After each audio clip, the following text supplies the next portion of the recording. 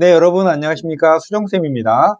오늘은 제목이 수험생을 혹하게 하는 수시뻥들이라고 해서 이제 여러분들이 수능을 3개월 앞두고 있잖아요. 그리고 부모님들도 우리 학생이 성적이 오르지 않으면 다른 방법이 없나 이렇게 생각을 하실 것 같은데 실제로 그렇다고 하더라도 이제 남은 3개월 동안 가장 좋은 방법은요.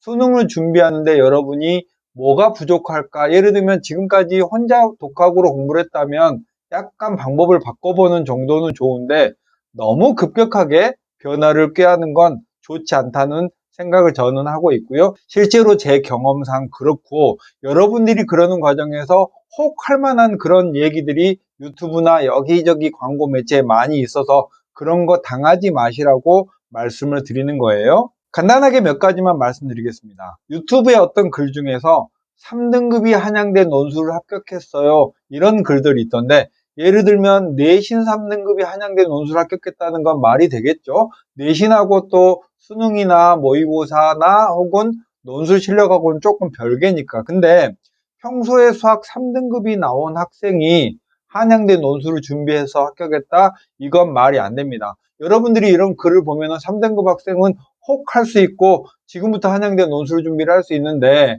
시간이 남아서 어떤 논술 준비를 한다면 괜찮아요. 근데 여러분에게 지금 제일 중요한 건 시간이 없는 거잖아요. 그런데 지금 한정된 시간을 필요한 데다가 쓰기도 바쁜데 한양대 논술 시험을 지금부터 3개월 동안 막 가서 어딘가에 가서 여러분의 실력과도 맞지 않은 해보시면 알아요. 그 문제가 여러분의 실력하고 맞지 않다는 사실을 이렇게 하는 거는 시간을 낭비할 뿐더러 지금부터 가장 중요한 3개월의 시간 동안 여러분은 뭔가 변화를 꾀해서 잘하고 싶었지만 실제로는 그러다가 수능 실력이 더 떨어지게 되는 경우도 있어서 드리는 말씀이에요.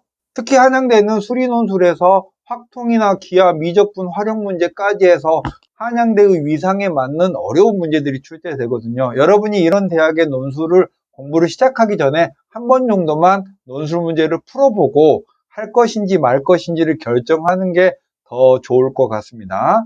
또 이런 것도 있더라고요. 5443 이런 성적대가 인하대 논술을 합격했어요. 수학은 4등급 정도의 학생이라는 얘기죠. 이 수학이 4등급이라면 6월 모의평가 기준으로는 50점 안팎의 학생이거든요. 이런 학생들이 인하대 논술을 합격했다는 건 사실 불가능한 일이에요. 이게 말이 되려면 이런 경우는 가능하죠. 평소에 이 학생은 수학을 1, 2등급 혹은 2등급 중상 정도 맞는데 결과론적으로 수능날 시험을 어떤 이유로든 망쳤다. 이렇게 돼서 4등급이 됐다. 이건 가능하지만 평소에 수학이 4등급인 학생이 인하대 논술을 한 3개월 준비해서 인하대 논술 전형에 합격했다. 이건 말이 안 되니까 이런 것에 혹하지 말기를 바랍니다.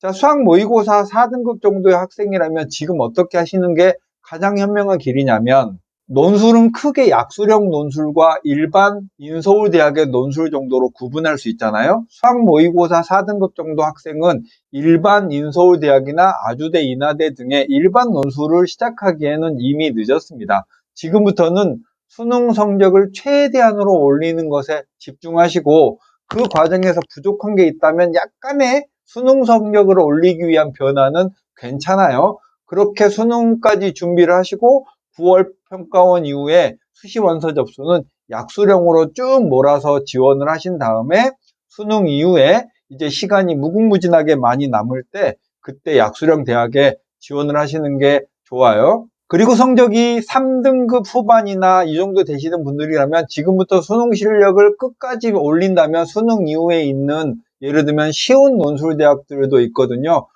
한국항공대나 또 여대들도 있고 하니까 3등급 후반 정도 학생들은 수능 수학을 올리는 길이 여러 가지 가능성을 높이는 길이니까 그렇게 이해하면서 준비를 하시면 좋겠습니다.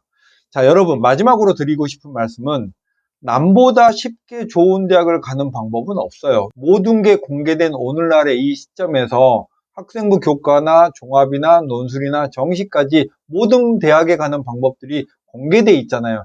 여기서 짧은 3개월 동안 남보다 더 쉽게 나만의 기회를 가지고 대학을 가는 방법은 없기 때문에 남은 기간은 예를 들면 수학 모의고사가 65점이라면 한 75점 정도 맞는 한 두 문제 정도 더 맞는 이런 전략을 쓰셔야 성적이 향상되는 거지, 너무 급격하게 변화를 꾀하다 보면 걱정되는 게, 그러다가 나오던 모의고사 성적마저 안 나오는 경우가 꽤 많기 때문에 이렇게 우려의 말씀을 드리는 거예요.